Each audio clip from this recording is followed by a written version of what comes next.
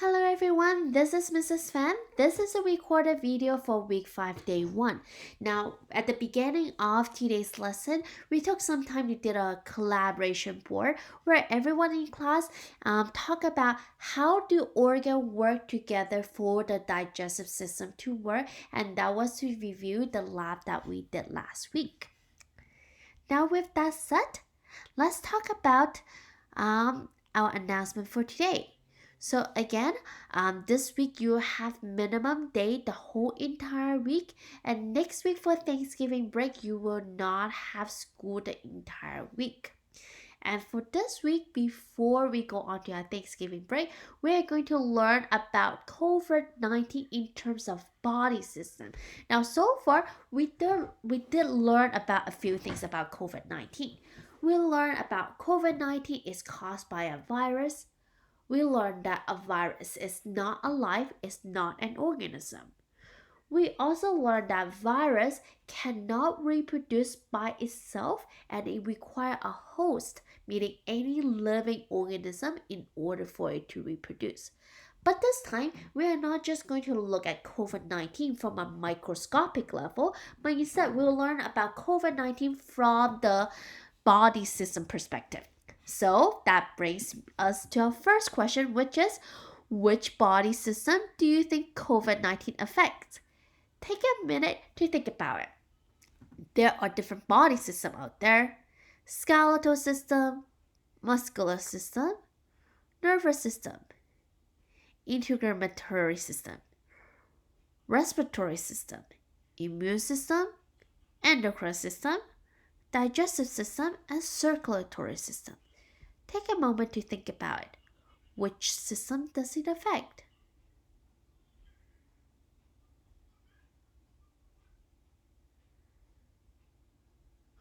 Well, it does affect multiple systems, and the system that we are going to focus on today will be the respiratory system. Let's take a look at the video in the description below on how do lungs work. Make sure to click on the video in the description box below. Now, as you heard about this video, respiratory system actually cannot function by itself. Just like we learned last week, an organ cannot make up all the function for the whole digestive system. In fact, last week what we have learned is that different organ within the digestive system, they all work together in order for digestive system to work properly. Well, that is not just the case for an organ system or a body system, but this is also the case when we talk about body system to an organism as well. In order for the respiratory system to function properly, we rely on the circulatory system, because the circulatory system is going to deliver the oxygen throughout the body. So if we just have the respiratory system, surely we can have oxygen in our lung, but those oxygen is not going to deliver all throughout our body without the help of circulatory system. Our skeletal system too is important. Our rib cage, for example, protects our lungs and heart. Without the skeletal system, our lungs can be easily damaged if we get into an accident or if we are playing sport. Digestive system is also important, even though it seems like they are not related to each other. However, digestive system absorb nutrient that is also delivered to all the cells in the respiratory system. Nervous system involves our brain and also all the nerves throughout our body. This is important because the nervous system actually controls our breathing. That is why we don't have to constantly think about breathing in order for us to breathe. That is automatic thanks to our nervous system. Muscular system too is important because we have an important muscle called the diaphragm that controls our and help us to inhale and exhale. And endocrine system too is important because at times when we are facing dangerous situation, we can see that we will be breathing a lot faster. Let's say if we go out to hike and suddenly we see a mountain lion. Suddenly we will breathe a lot heavier, our heart will start beating faster, and that is all due to our endocrine system. So as we see right here, going from our cell organelles, they are important for our cell to work. Our organs, they're all important. They all have their roles for our organ system or body system to work. And in the same way, all the organ system too are important for our whole body to function properly. So with that, let's take a 3D tour of the lungs. So right here, you can see this is the nose. And you can see this is the trachea right here. You can see the left lung right here that has 2 different lobes. And our right lung right here that is made of 3 different lobes. Okay, if we zoom in right here, we can see that the tubes right here from trachea to bronchi, bronchioli, etc. You can see that they divide into smaller and smaller tubes.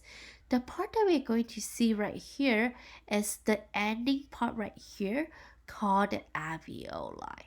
Okay, let's take a look about in the next video. Make sure to click on the video in the description below to see how COVID-19 affect our respiratory system, specifically the alveoli. So with that said, after you finish, you have 2 things that you are going to do. You can first start with the week 5 COVID-19 body system, and then you can explore a little bit about the article on mask. Let me show you how this looks like.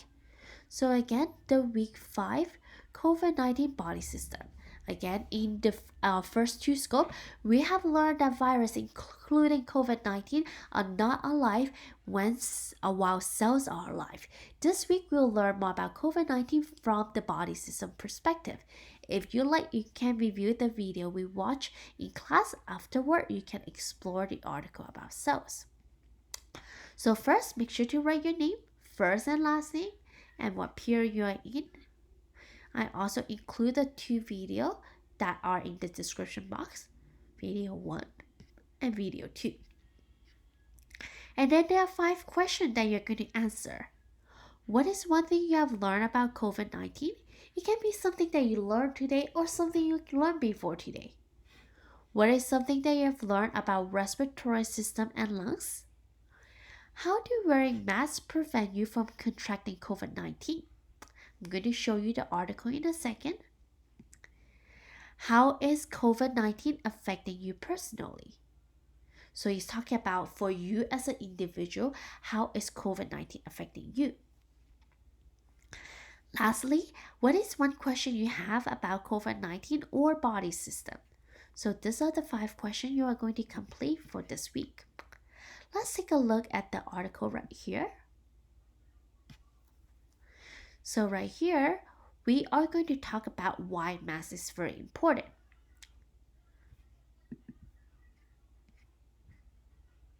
So of course, there are many masks that we see out there. There are cloth masks, there are N95 masks. They come into different shape and different material, but they work in a very similar way. And the way that they work is through a process called filtration. Let's take a look. If we look at the microscopic level, we can see right here on the left, the cotton mask, and on the right, the N95 mask.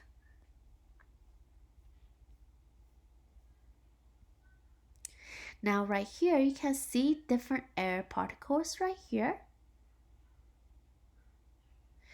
Now, when we are wearing a mask, what will happen is that yes, there are air particles that could contain coronavirus. You can see the yellow particle right here. But when you have the layer of mask, what the masks do is that they will trap this air particle that would otherwise enter your body system.